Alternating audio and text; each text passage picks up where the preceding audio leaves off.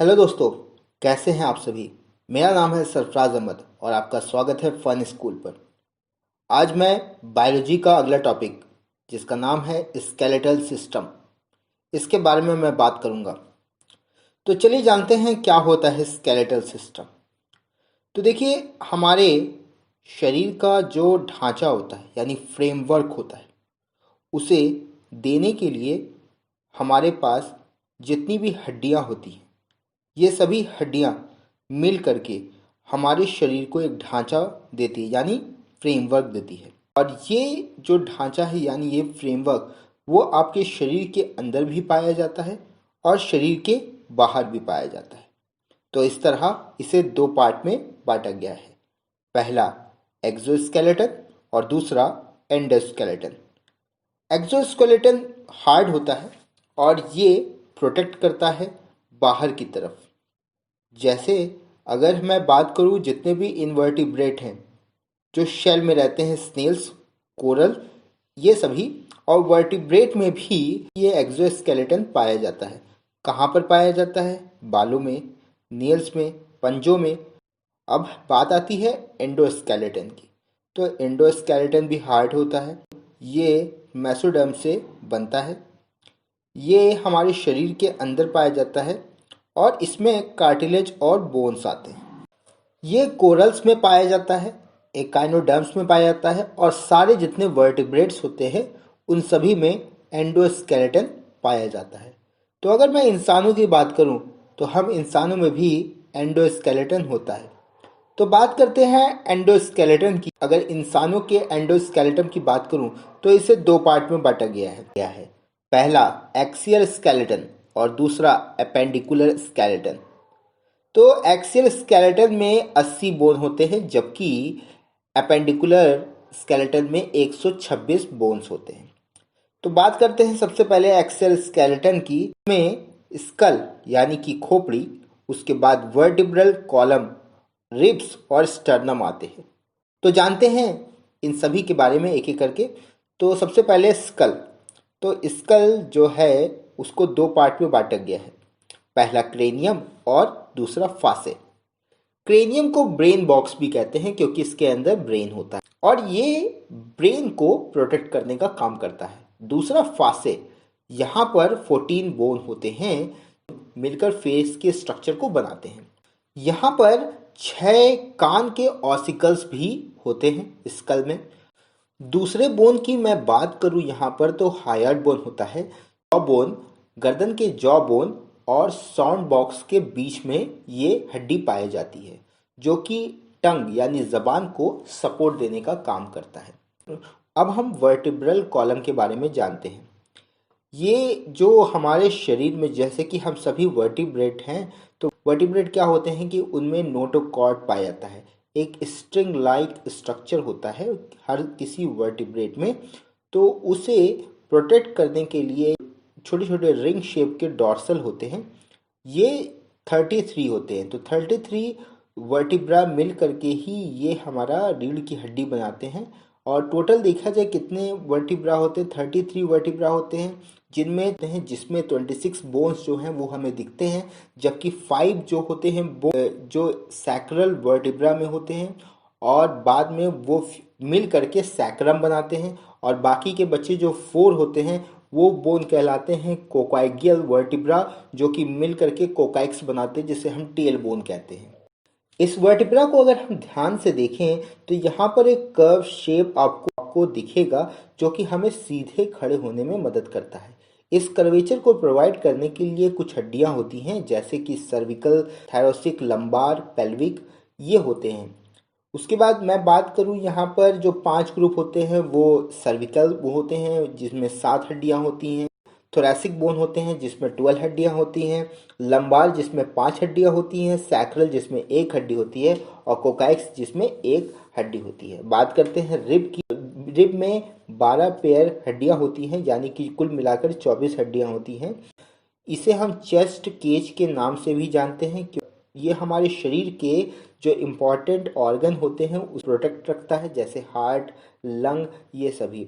तो ये क्या करता है कि ये मसल्स होते हैं जिसमें हमारे रेस्पिरेटरी मैकेनिज्म को करने में हेल्प करता है।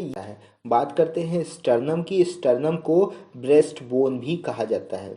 ये लंबा होता है और चौड़े स्ट्रक्चर में होता है। अगर आप रिब केज के बिल्कुल बीच वाले हिस्से यानी सीने के बिल्कुल बीच अगर अपने हाथ को रखेंगे तो वहाँ पर आपको जो हड्डी दिखेगी, फील होगी, जो हड्डी आपको, वही स्टर्नम कहलाता है। जो चेस्ट होता है उसको प्रोटेक्ट करने का काम करता है। तो मैं बात करूं मछलियों की, तो मछलियों में स्टर्नम नहीं होता है। अब मैं बात करता हूं स्केलेटन सिस्टम के दूसरे पार्ट की। तो बात करते हैं अपेंडिकुलर स्केलेटन की।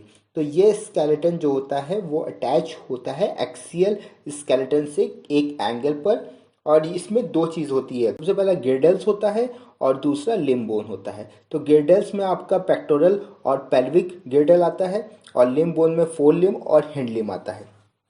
तो चलिए सबसे पहले बात करते हैं पेक्टोरल गर्डल की। इसे हम शोल्डर गिर्डल के नाम से या शोल्डर ब्लेड के नाम से जानते हैं। इसमें 4 हड्डियां होती हैं। कहते हैं लिम्ब बोन की, तो इसमें आता है फोर लिम्ब जिसके अंदर 60 हड्डियां होती हैं। उसके बाद ह्यूमेरस, इसमें 2 हड्डियां होती हैं ऊपर की तरफ। और रेडियस जो कि हमारे आगे के हाथ में पाया जाता है, दोनों हाथ में एक एक होते हैं यानी 2 हड्डियां होती हैं। अल्ना, ये भी हमारे आगे के हाथ में होती हैं और ये भी एक एक होती हैं यानी 2 होती हैं। उसके बाद कार्पल जो कि हमारी कलाई में पाई जाती है। तो यहाँ पर 16 हड्डियां होती हैं। हर कलाई में 8-8 हड्डियां होती हैं यानी 8 दूना 16। उसके बाद मेटाकार्पल की बात करें तो ये हमारी हथेली में पाई जाती है और हर हथेली में 5-5 हड्डी पाई जाती है यानी कुल मिला के 10 हड्डी होती है। फिर उसके बाद फैलेंजेस। फैलेंजेस हमारी उंगलियों में पाई जाती है और ये कुल मिला करके हमारी उंगलियों में ये 14 होती है यानी सभी उंगलियों को मिला करके, एक हाथ की सभी उंगलियों को मिला के 14 होती है। तो दोनों हाथ में 28 होती है। फिर उसके बाद आगे के पैर की बात करें तो 60 हड्डियां होती हैं। और फीमर की बात करें तो यहाँ पर 2। फीमर जो होती है वो सबसे लंबी हड्डी होती है हमारे शरीर की। उसके बाद हम बात करेंगे पैटेला। नहीं, पैटेला हमारे घुटने में पाया जाता है, जिनकी संख्या कितनी होती है, 2 होती है। उसके बाद टिबिया। टिबिया जो होता है शैंक में पाई जाती है। शैंक को वो हिस्सा होता है जो हमारे पैर के ऊपर वाला हिस्सा होता है, जो कि जिससे हमारा एंकल जुड़ा हुआ होता है। और यहाँ पे मैं बात करूँ फिब्यूला की, तो फिब्यूला जो होता है वो भी शैंक यानी कि पैर के ऊपरी हिस्से में पाया जाता है और ये सबसे पतला हड्डी। उसके बाद टार्सल। टार्सल जो होता है वो हमारे एंकल में पाया जाता है, टखने में पाया जाता है। तो ये कितनी हड्डियां होती है, ये 7 हड्डियां होती हैं, दोनों मिलाकर के 14 हड्डी होंगी। उसके बाद बात करते हैं मेटाटार्सल की। है सोल में पाया जाता है और इसकी संख्या होती है 5 और दोनों दोनों पैर मिलाकर के अगर देखें तो 10 होता है। उसके बाद पैर में भी फेलेंजेस होते हैं। फेलेंजेस जो होते हैं, जो जिस तरह हाथ की उंगलियों में होते हैं उसी तरह पैर की उंगलियों में भी फेलेंजेस होते हैं। 14-14 हड्डियां होती हैं, कुल मिला के 28 हड्डियां। तो ये हो गए हमारे लिम्ब बोन। उसके बाद हम बात करते हैं पेल्विक गर्डल। तो पेल्विक गर्डल में यहाँ पर 2 हिप बोन होते हैं। तो दोस्तों आपने जाना स्केलेटल सिस्टम के बारे में। ये हड्डियाँ कितनी होती हैं और कौन कौन सी हड्डियाँ होती हैं, इनके नाम क्या है। इसके बाद हम जानते हैं कि यहाँ पे जितनी भी हड्डियाँ होती हैं वो एक दूसरे से जुड़ी हुई होती हैं।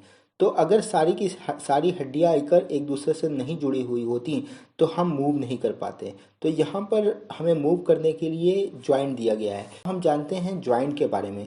जॉइंट बेसिकली 3 टाइप का होता है। सबसे पहले हम बात करेंगे फिक्स्ड और फिब्रस जॉइंट की। फिक्स्ड या और फिब्रस जॉइंट वो होता है जो कि मूव नहीं करता है। जैसे कि हमारे खोपड़ी की हड्डी होती है यानी स्कल की बोन की बात करें। उसके बाद पेल्विक गर्डल की जो हड्डियां होती हैं वो सभी हमारा फिक्स्ड जॉइंट में आता है। फिक्स्ड जॉइंट जिसको हम मूव नहीं कर सकते। दूसरा, अगर जॉइंट के टाइप की बात करें तो वो होता है कार्टिलेजिनस, या फिर जो कि हल्का फुल्का मूव करता है यानी ज़्यादा मूव नहीं कर पाता है।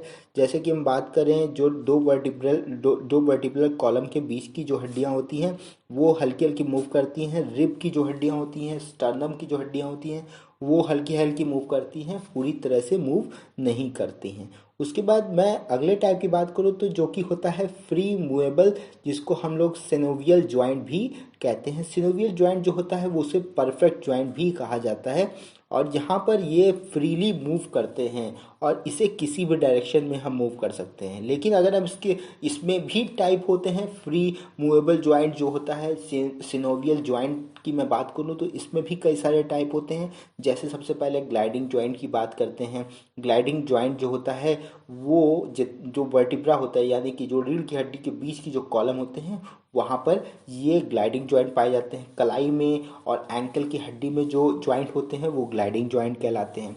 उसके बाद बात करते हैं हिंज जॉइंट।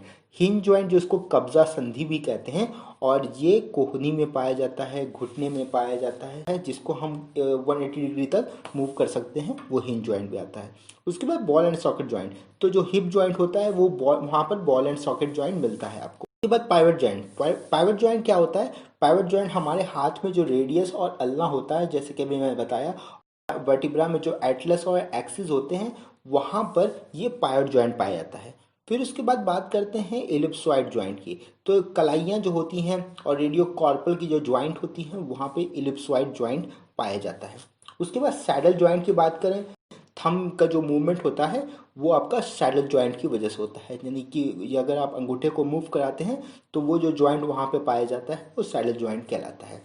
तो ये सारी चीज़ें आपने जानी। कुछ मैं इम्पोर्टेंट बात आपको बताना चाहता हूँ यहाँ पर, कि जो ऑस्टियोलॉजी होता है वो स्केलेटन की पढ़ाई करने वाले को कहते हैं। उसके बाद जो कॉन्ड्रोलॉजी जो होता है वो कार्टिलेज की पढ़ाई करने वालों को बोलते हैं। ऑर्थोलॉजी जो होते हैं जो जॉइंट की पढ़ाई करते हैं, जो जॉइंट के लिए स्टडी करते हैं, वो ऑर्थोलॉजी कहलाते हैं। उसके बाद मैं बात करूं कि जो बर्ड्स होती हैं उनमें स्पंजी बोन होती हैं, जिसमें होल्स होते हैं जिसकी वजह से वो उड़ पाते हैं। क्यों उड़ पाते हैं? क्योंकि उनकी जो हड्डियां होती हैं उन हड्डियों को न्यूमेटिक बोन्स कहा जाता है। उसके बाद मैं बात करूं कि जब इंसान की मृत्यु हो जाती है, जिस स्टेज में पहुंच करके इंसान की शरीर पूरी तरह से क्या हो जाता है, सुन्न हो जाता है, उसकी हड्डियां अकड़ जाती हैं, तो उस स्टेज को हम कहते हैं रिगर मॉर्टिस। तो दोस्तों ये सारी इन्फॉर्मेशन आपको मैंने दी इस पूरी वीडियो में, जिसमें आपने जाना स्केलेटल सिस्टम के बारे में और साथ ही साथ आपने जॉइंट्स के बारे में जाना। तो आशा है कि आपको ये वीडियो पसंद आया होगा। अगर आपको ये वीडियो पसंद आया तो इस वीडियो को लाइक कीजिए, अपने दोस्तों के साथ शेयर कीजिए। मैं हूँ आपका दोस्त सरफराज अहमद, मिलूंगा अगले वीडियो के साथ। तब तक के लिए जय हिंद, वंदे मातरम।